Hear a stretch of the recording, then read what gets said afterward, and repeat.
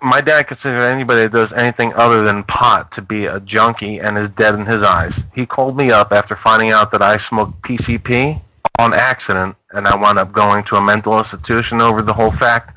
He considered me to be a junkie and said I was dead in his eyes. So your dad's definitely fucked up. But there you go. There you go. So why should he be part of my life? Yeah. That's like, I mean, bottom line. So, but you obviously didn't stay very long because PCP doesn't last long in the system. No. I pretty much got out of there, and I did a lot of, I moved my life forward from that point. Good. I'm just trying to make you realize that a lot of us aren't what you perceive us to be. Well, Mike, I just want to give you a heads up. For the last 3 years, these prank calls have cost me almost $200,000. No way, Chris. Oh, yeah. On what? Lost business. Go look at the reviews all over the net. Lost business? Called me up. This past year, I've lost 70 jobs from Yelp. And let's cut that in half.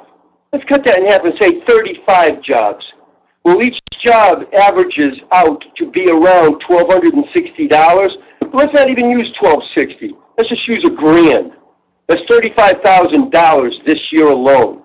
Let's not even use $1,000. Let's use $850. That's $29,750.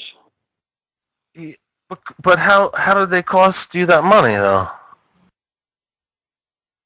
What? How did they? I'm saying. But what did they do? Post bad reviews on the internet, Chris? Is what I'm trying to grasp. And people costing money that way? That's right. Start a business, and you'll know what I'm talking about. Because people look up your business.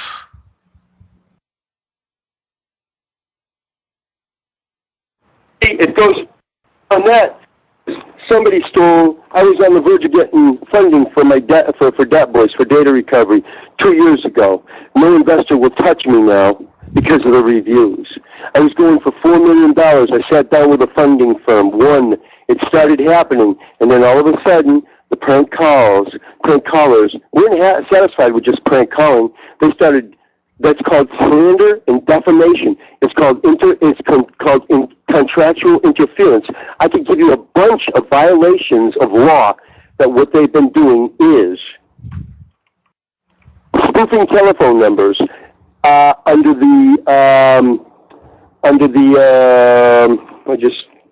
that's the Caller ID Spoofing Act of 2009. Yeah, but you didn't get any backing from a bank because of calls? I can't. How do you make your money, dude? You see, you've got no idea about how really money works. And that's a sad thing. You're in your 30s. No, I know how money works, Chris. I do. Let me explain to you. I work for somebody, but I also do side jobs, which means I put my practice out there for making money. I know what my time is worth, and I know how much a job is worth. Yeah, guess what? How about this? How about if the prank callers found out what your real name was, and they started posting, they started calling all your neighbors and all the businesses in your area, and then in your state, in a 50-mile radius? What if they started calling up shops and having shit delivered to your store? Or to your house, if you were doing business out of your house, and you had a tractor-trailer backing up and dropping shit on your driveway before you even realized it was happening? No tractor-trailers. There's How would you like that? No. I don't think there's tractor-trailers, Chris. Yeah.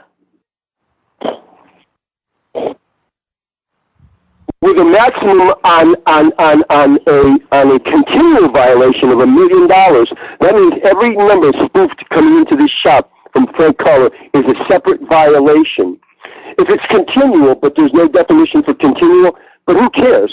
We'll say that you have to reach 100 for it to be continual. Well, guess what? They far exceeded that because 50 phone calls a day, and over the Thanksgiving weekend, I've only been receiving about 20 a day.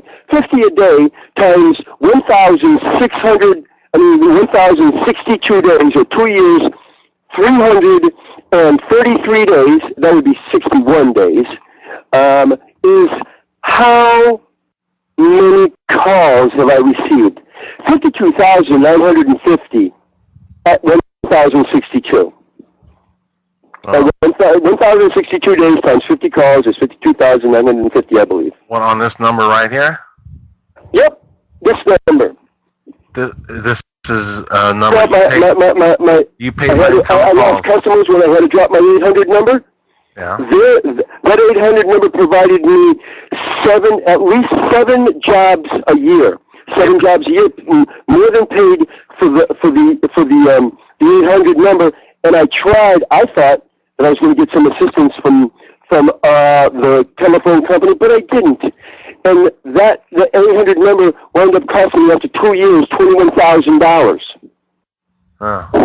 Well, yeah, but this number right here, you're not. That's money out of my family's mouth. That's money out of my retirement. Yeah, but you're not paying for this call right here, correct?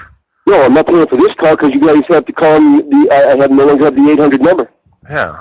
Well, I'm just saying. So this way I'm not. Now This way I'm not. The reality of the situation. How would you like this to have happened to your mother? How would you like your mother being prank called? Because if that was my mother, I'd probably tell her to change her number. That's But guess what? What if they were stalking her and they found out the new number? Because you know how they get their numbers? They're going to lie. First, they're going to find out what that number belongs to, where she's listed it, and then they're going to do some searches on the net, in people search and in number search, find out who else has got that telephone number, call up those companies or those doctors or those lawyers, and say, oh, by the way, I had Mrs. So-and-so's telephone number, and I lost it. I was wondering if you could provide it to me. Guess what? The first person might say, nope, so I can't do that. The second person might say, nope, so I can't do that. Eventually, they're going to bump into somebody saying, oh, yeah, no problem, hold on. Yeah, I wouldn't. I don't know. This is how it works, dude. This is how it works.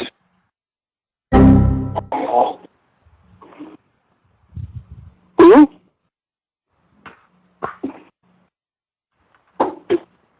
That's in the line of legitimate business. That's legal. Okay.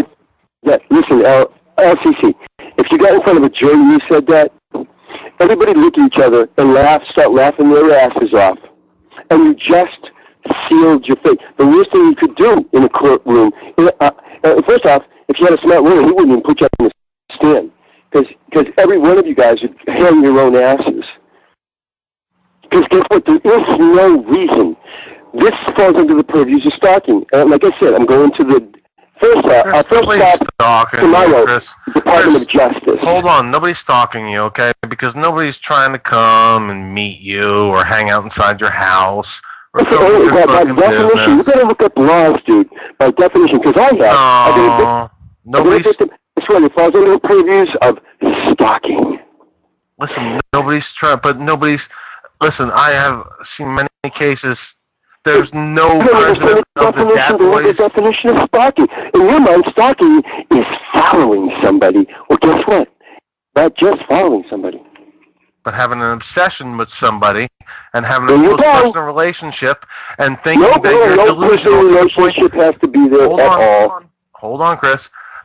Being delusional to the point to where here is what stalking is. It has to be delusional. That's not a criteria under the law. Oh, no, it's criteria. You have a delusion to where you feel like you have a connection towards that person and you can feel and that person can do what nobody here feels that. I told you that. I told you that. I know it because I know that because I know what stalking is considered because I'm an educated person, Chris. Oh, nobody told me that. I've researched that and I've been to school. Oh, what kind of statute is that? There's nobody's like that though. I don't see anybody saying, "Hi, I'm Chris Perron." What statute? You know about the law? What federal statute is that? I don't know what. There's no statute of what it is. It's just stalking. You're on a computer right now. Look under the federal statutes of stalking. Okay.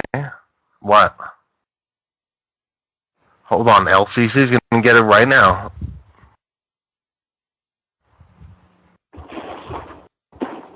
Federal statutes and state statutes. Well, you could just do federal statutes on stalking, criminal stalking.